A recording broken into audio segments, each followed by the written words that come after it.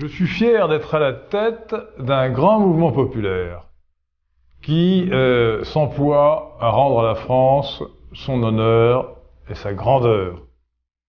Les cosmopolites ne pourront pas arrêter ce grand mouvement.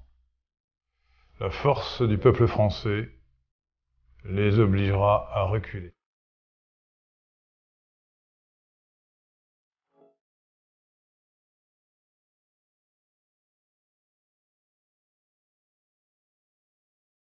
Cher Mathieu, vous avez une fausse conception du nationalisme. Dans l'histoire, le nationalisme et le libéralisme sont allés de pair depuis avant la Révolution française.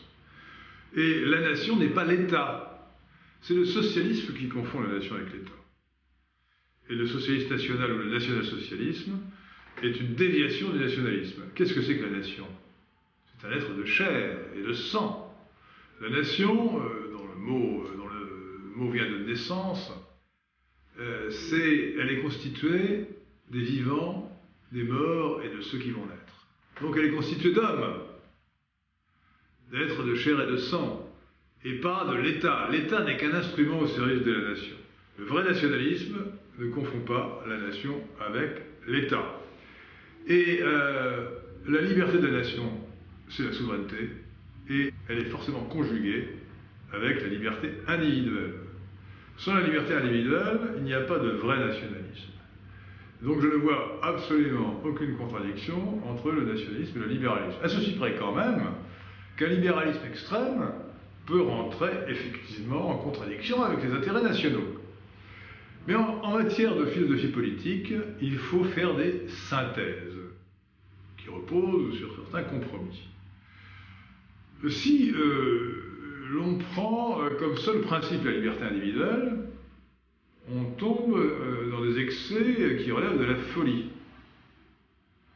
et qui mettent en péril la société. On vous dira par exemple qu'il faut autoriser la vente de la drogue, et des drogues les plus néfastes, et qu'il faut permettre toutes sortes de choses qui heurtent le bon sens, qui portent atteinte à la santé de la nation. Le libre-échangisme international, le plus radical, ne doit être accepté que s'il est conforme à l'intérêt national.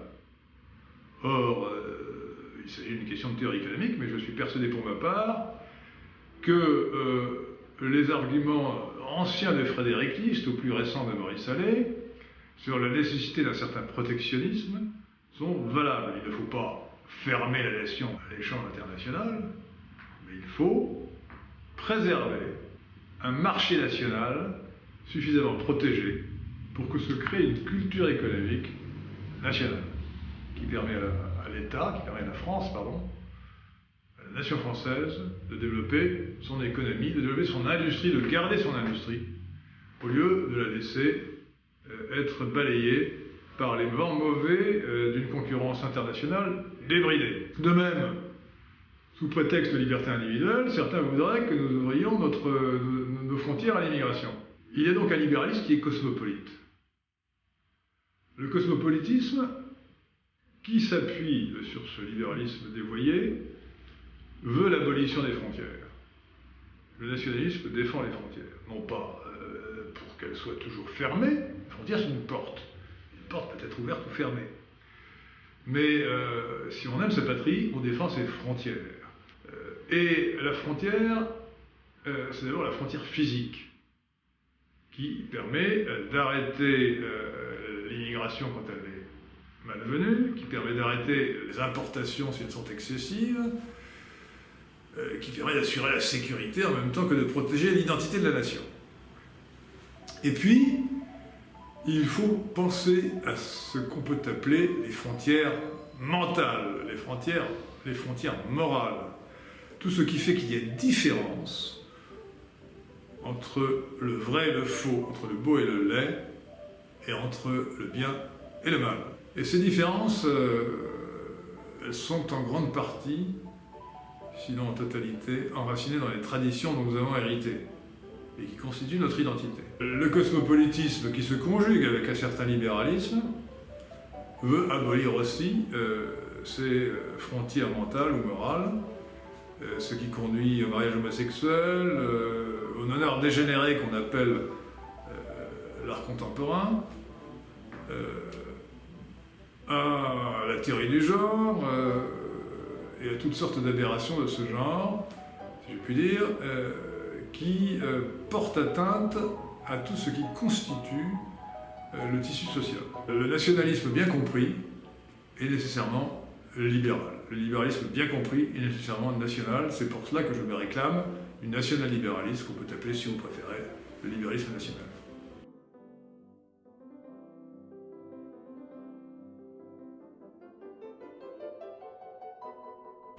Alors, la République, vous savez, est un mot qui a deux sens. On l'emploie en général dans un sens purement négatif, comme le régime qui suppose la négation de la royauté, un régime sans roi. Bon. Mais je crois qu'il faut parler de République au sens originel, le res publica, le mot latin, la chose publique, le bien commun. Et de ce point de vue-là, la forme du régime est relativement secondaire, contrairement à ce que pensent les monarchistes ou les royalistes. J'avais été invité par l'Action française, la Restauration nationale comme on l'appelait, en 1992, au moment du traité de Maastricht, la campagne pour le traité de Maastricht, contre le traité de Maastricht en ce qui me concernait, pour parler justement de ce sujet. On m'avait demandé pourquoi j'étais pas monarchiste ou royaliste. Il se trouve qu'à l'époque, l'État avait envoyé à tous les électeurs français un exemplaire du traité de Maastricht. Je l'ai brandi devant ce public de royalistes et j'ai dit, écoutez, ce traité de Maastricht, qui aboutit à la confiscation de la souveraineté nationale, même avant le traité de Lisbonne de 2007.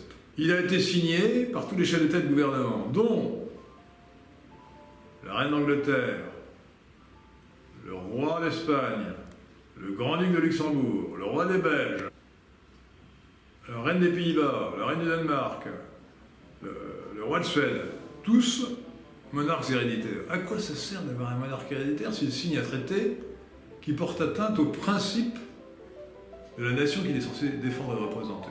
Autrement dit, le principe monarchique est inadapté à la société actuelle. Le sage Solon, l'un des 7 sages de la Grèce antique, a dû répondre à une autre question. On lui a dit, mais quelle est la meilleure constitution? Et le sage Solon a répondu, dites-moi d'abord pour quel pays, à quelle époque? Et moi je vous dis, pour la France en 2017, la monarchie n'est pas le régime approprié. Elle a pu l'être autrefois, elle pourra le redevenir plus tard, mais pas pour l'instant. Pour l'instant, le problème constitutionnel, ce n'est pas de revenir à la monarchie, c'est de revenir ou de rétablir la démocratie, qui est confisquée par l'oligarchie cosmopolite, section française de la superclasse mondiale. Nous sommes dans un pays où, grâce aux médias, le pouvoir du peuple est confisqué. Et il faut donc non pas réduire la démocratie, je le répète, mais la renforcer en développant l'usage du référendum. La Suisse nous donne un très bon exemple. Il faut élargir l'usage du référendum et notamment créer le référendum d'initiative populaire qui pourrait être déclenché par une pétition signée par 1% du corps électoral, c'est à peu près 400 000 signataires, sur tous les sujets qui relèvent de la loi ou même sur les sujets qui modifient la Constitution. S'il y avait en France, imaginez un roi, comme il y en a un en Espagne, comme il y en a en Angleterre, eh bien je gage qu'il serait l'otage de l'oligarchie. Il serait l'otage de l'oligarchie. Et il ne défendrait pas les intérêts nationaux. Donc il faut d'abord que la France redevienne la France, qu'elle se débarrasse de l'oligarchie cosmopolite, pour qu'un jour peut-être, si les conditions s'y prêtent, on puisse envisager la restauration de la monarchie. Je n'ai rien, dans le principe, contre le roi. Le roi, le rex, est une vieille tradition européenne. Le rex, le roi en latin, c'est un principe, c'est un personnage qui fait partie de la tradition indo-européenne dont je me réclame, qui est plus ancienne que notre tradition française, sur laquelle est bâtie notre tradition française nationale. Donc je n'ai que de la sympathie pour le principe royal, je dis simplement qu'il n'est pas aujourd'hui adapté. Alors la Révolution française, quand on la regarde en pratique et concrètement, c'est un tissu d'horreur. Tout n'est pas mauvais dans cette Révolution française. Dans la déclaration du 26 août 1789, il y a la déclaration des droits de l'homme et des citoyens, il y a des principes qui sont très positifs, la souveraineté nationale, la défense de la sûreté, de la propriété et de la liberté, mais ces principes ont été immédiatement bafoués. La Révolution a fait beaucoup de mal à la France. Et quand je me réclame de la République, je dis qu'il faut faire abstraction de la Révolution et la prendre telle qu'elle a fonctionné, plutôt bien il faut le dire, entre 1870 et 1914, 1971 si vous préférez 1914, car en réalité, la Troisième République, dans sa grande époque, qui était certes maçonnique, la République des Jules Ferry et les autres, Jules Simon, n'a pas été fondée, contrairement au discours habituel, sur la Révolution, mais sur la contre-révolution. Elle est partie de l'écrasement des communards, de l'horrible commune de Paris, qui représentait les communistes de l'époque, et que, grâce à Adolphe Thiers et aux Versaillais, on a pu écraser. Et la République a ensuite écrasé les anarchistes à la fin du XIXe siècle. Alors je sais bien que cette République-là était antichrétienne, ou tout au moins anticléricale, et je n'approuve pas évidemment cette dimension anticléricale de la Troisième République. Pour le reste, eh bien, elle a établi des libertés, notamment la liberté d'expression qui a été tellement atteinte depuis 1972 et la loi Pleven. Et puis, elle a réalisé l'Empire colonial, qui est quand même une grande épopée de l'histoire de France. Et non seulement nous ne devons pas en avoir honte, mais nous devons être fiers. La France a rayonné sur le monde à cette époque. Et elle a battu l'Allemagne dans la guerre de 1914-1918. Donc, cette République-là, malgré ses ombres, est quelque chose que l'on peut admirer à beaucoup d'égards. Et ça n'est pas la Révolution, bien que le paradoxe veuille que les républicains et féminines se réclamaient de la Révolution française de 1789 dans une vision totalement édulcorée et travestie, où l'on mettait sous le boisseau les horreurs. Sauf évidemment des gens comme Clémenceau qui disaient la Révolution est un bloc et qui donc ne voulaient pas faire le tri. Et moi, je veux faire le tri, sachant qu'il y a 90% de mauvais dans cette Révolution française de 1789, mais qu'on peut trouver quand même 10% de bien.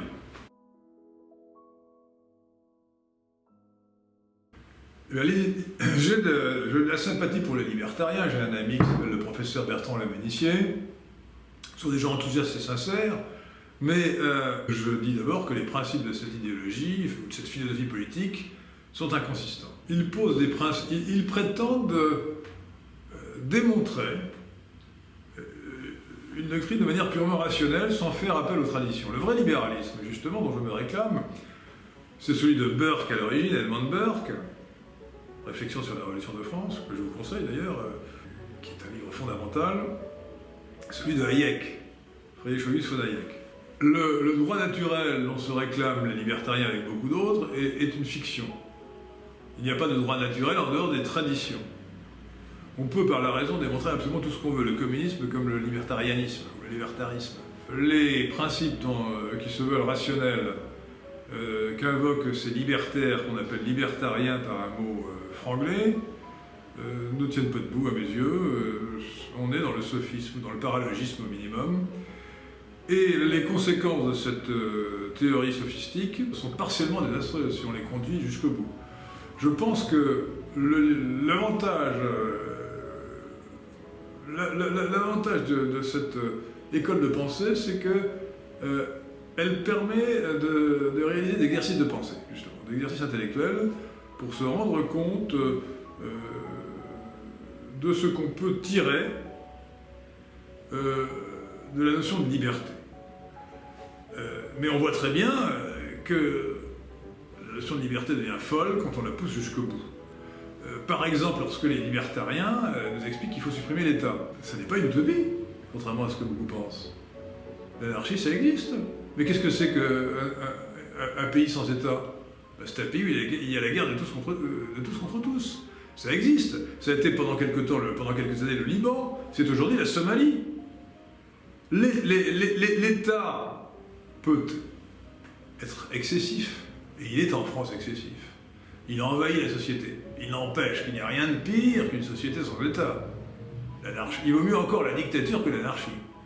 Parce que l'anarchie, c'est la dictature du voisin qui est armé et qui est plus fort que vous, et qui va violer votre femme et après vous avoir égorgé. Donc, j'ai de la sympathie pour les libertariens, j'ai une certaine admiration pour leur vélocité intellectuelle, mais je ne prends pas au sérieux leur doctrine.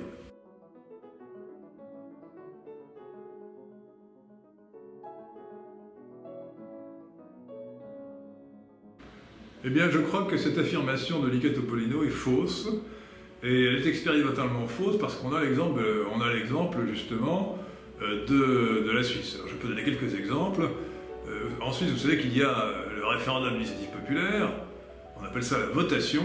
Les gens votent donc pour ou contre certaines propositions qui sont souvent des propositions socialistes. Les Suisses ont refusé le droit au travail, le salaire minimum, la 5e semaine de congé payé. Ils ont même fait mieux. Et là, j'étais sidéré.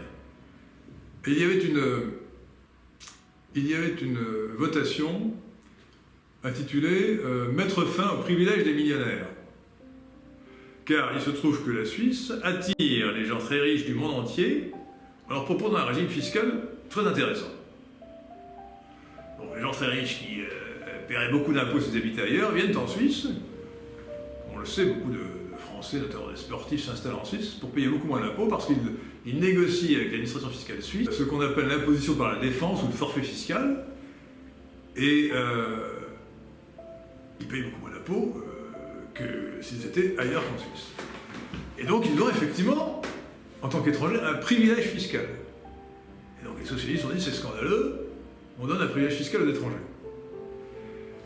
Alors on pouvait se demander, on pouvait dire, bon, évidemment les Suisses ont accepté à une large majorité de mettre fin au privilège des millionnaires. Et bien ils ont refusé, ils l'ont rejeté. Et pourquoi ? Pour deux raisons très intéressantes. D'abord, je vous rappelle que la Suisse est une fédération, non pas une confédération d'ailleurs du point de vue juridique, et que les cantons ont une autonomie fiscale. Et il s'agit en l'occurrence d'un régime fiscal, le forfait fiscal est un régime cantonal. Ce que proposait la loi, la votation socialiste, c'était d'imposer à tous les cantons une même règle. Donc la première objection des citoyens suisses était de dire mais cette votation, cette proposition, va contre les droits des cantons, contre la liberté des cantons. Il y a des cantons qui avaient aboli, comme celui de Zurich, le forfait fiscal. Et d'autres, au contraire, ne l'avaient pas fait. Et puis, certains cantons, je pense au canton du Valais en particulier, ont dit mais non, mais vous vous rendez compte, si on fait ça, ben les étrangers vont partir et ça va nous coûter tant. Ils ont fait des comptes, ils ont dit voilà, nous allons perdre tant de millions, tant de dizaines, tant de centaines de millions de francs suisses, et nous serons obligés d'augmenter les impôts. Et donc, de manière très raisonnable, les Suisses ont répondu. Donc, en fait, ce que vous devez comprendre, certes, il y a ce qu'on voit et ce qu'on ne voit pas, mais quand on fait un référendum, ben, les gens, d'abord, ils voient ce qu'ils ont autour d'eux, et d'autre part, il y a une vraie discussion, et il y a de vrais arguments qui sont débattus, et la démagogie a beaucoup de mal à l'emporter. C'est en fait, ce n'est pas une question de communication, c'est une question de procédure. C'est la démocratie représentative qui permet justement ces abus que dénonce à juste titre M. Topolino.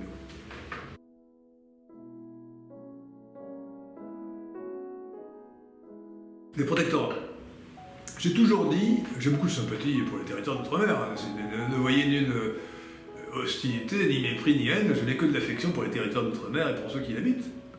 Mais je dis que pas plus que l'Algérie était vraiment française, la Martinique ou la Guadeloupe n'est française. La Martinique est à la France, elle n'est pas la France. Il y a des raisons, d'abord géographiques, que j'ai expliquées dans un essai intitulé « Qu'est-ce que la nation ?», qui reprend un peu le titre de la célèbre conférence d'Ernest Renan. Je fais remarquer que la première condition pour qu'il y ait une nation, c'est la continuité territoriale.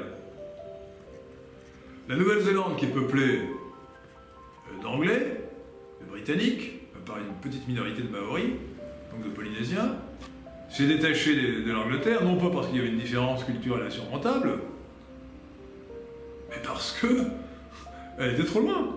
Donc la distance géographique suffit pour que les pays d'outre-mer ne puissent pas être considérés comme étant partie intégrante de la nation française. Et puis il y a des différences de population et de culture. Les Martiniquais et les Guadeloupéens, dans leur immense majorité, ont une culture propre, une culture locale, sans parler des Mahorais qui n'ont vraiment encore rien de français, qui sont des musulmans de race congoïne, d'origine africaine. Donc, ce que je propose, c'est de transformer ces territoires en protectorats. Remettre au goût du jour la notion de protectorat qui était autrefois appliquée au Maroc, par exemple. Les Martiniquais, les Guadeloupéens, les Guyanais, les Mahorais, les Réunionnais, les Néo-Calédoniens, les Polynésiens auraient leur propre nationalité. Ils ne seraient plus français. Et ils pourraient avoir une large autonomie pour s'administrer, tout en restant sous protectorat français, ce qui permettrait à la France de garder la maîtrise de cet espace maritime immense dont elle jouit aujourd'hui.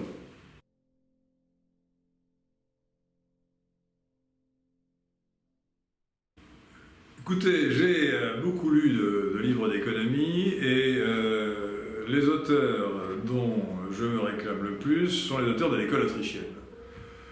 L'école autrichienne d'économie politique qui commence avec Karl Menger et Böhm-Bawerk et dont les plus importants ensuite ont été Ludwig von Mises et Friedrich August von Hayek. Friedrich August von Hayek ayant développé d'ailleurs aussi une philosophie politique beaucoup plus large que ses conceptions économiques. Ces auteurs autrichiens d'ailleurs s'appuient sur les idées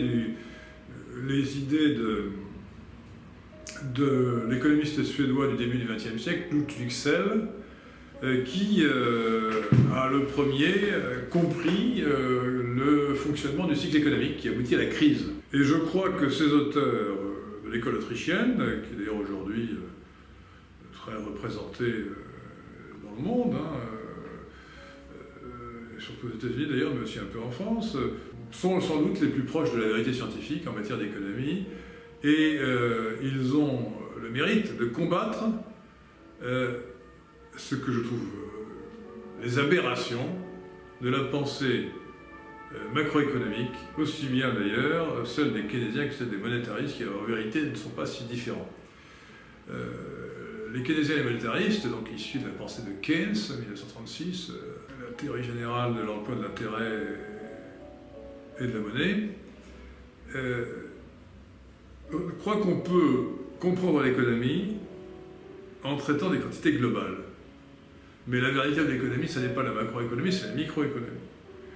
Et la théorie autrichienne a l'avantage de s'intéresser aux prix relatifs, de s'intéresser aux structures de production, et de montrer que la crise économique survient lorsque les structures de production sont trop déformées. Et pourquoi le sont-elles?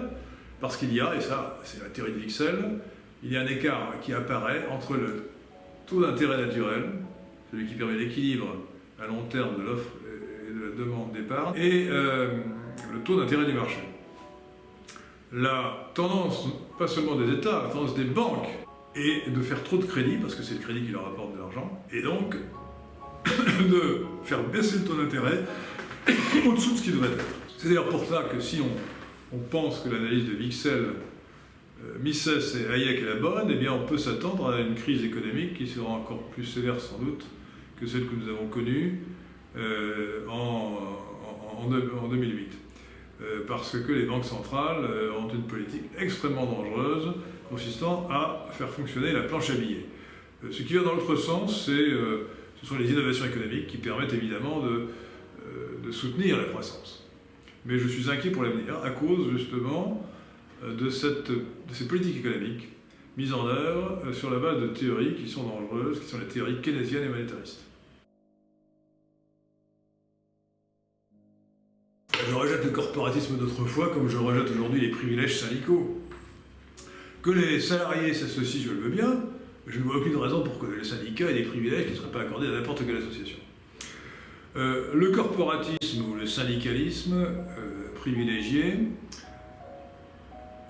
porte atteinte à deux principes essentiels d'une société de liberté, qui sont la liberté individuelle, et donc la liberté de contracter librement, et le droit de propriété.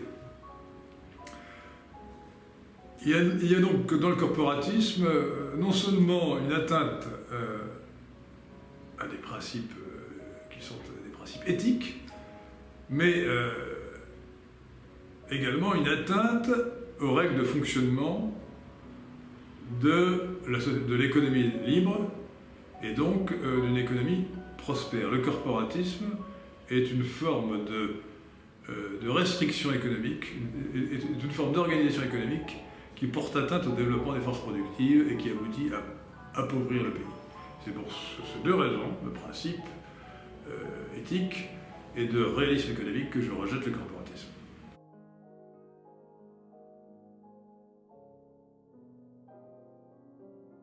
Je vois qu'il y a du féminisme. Je vois qu'il y a une coterie homosexuelle qui est extrêmement puissante dans le mouvement LGBT. Mais pour autant, je ne vois absolument pas cette féminisation de la société. Le féminisme, qui est d'ailleurs un des aspects du cosmopolitisme dont je parlais, qui vise en fait à détruire les relations équilibrées qui doivent exister entre les deux sexes, est une plaie pour la société, mais il ne féminise pas la société. D'ailleurs, le féminisme est dirigé par des lesbiennes, la plupart du temps, comme Madame Judith Butler, qui est la papesse de la théorie du genre, et je ne sache pas qu'elle ait l'air extrêmement féminine.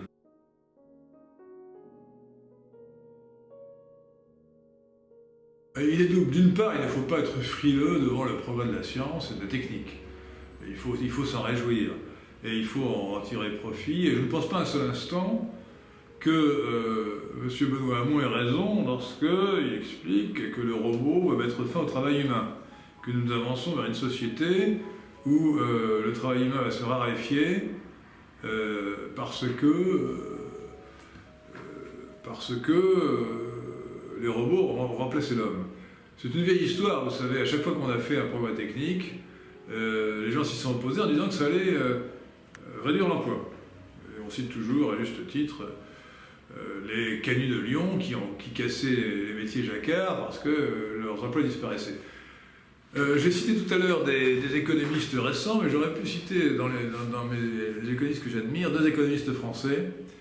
Frédéric Bastiat, bien sûr, l'homme qui a dit qu'il y avait ce qu'on voyait et ce qu'on ne voyait pas, que c'était un grand biais des choix publics, des choix politiques. Mais je pense aussi à un auteur moins inconnu alors qu'il est essentiel, celui que Keynes a combattu avec des sophismes qui lui étaient propres, à savoir le grand Jean-Baptiste Say. Le grand Jean-Baptiste Say qui est l'inventeur, le découvreur de ce qu'on appelle la loi des débouchés, qui s'exprime simplement par l'offre crée sa propre demande. Ce qui signifie qu'il ne peut pas y avoir de limite à la demande. Ce n'est pas parce que la production augmente qu'il va y avoir du chômage et que la demande ne pourra pas répondre à l'offre qui augmente. Si la théorie de Jean-Baptiste Say n'était pas juste, si sa loi des débouchés n'était pas juste, le chômage aurait augmenté indéfiniment, comme le pensait Marx. Mais Marx avait tort sur ce sujet comme sur tous les sujets, et je pense qu'il y en ira à l'avenir comme par le passé. Les robots vont augmenter la productivité, et peut-être permettre une grande expansion de l'économie, au-delà des crises, et ils ne mettront pas fin au travail humain qui sera disponible pour d'autres tâches.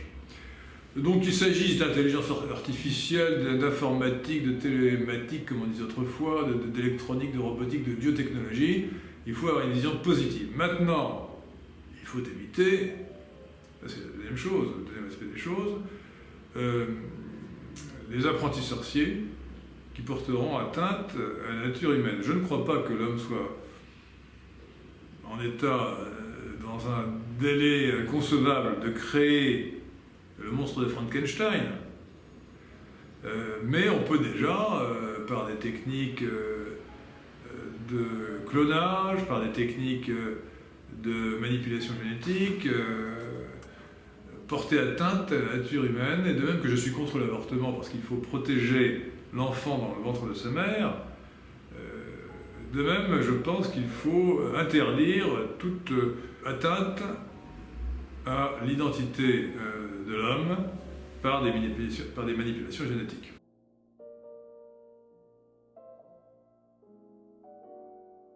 Faites connaître les idées que nous portons ensemble, parce que ce sont celles et elles seules qui peuvent sauver la France, et notre patrie est en danger. Nous avons besoin de nous mobiliser tous pour la défendre, pour la développer et pour la sauver.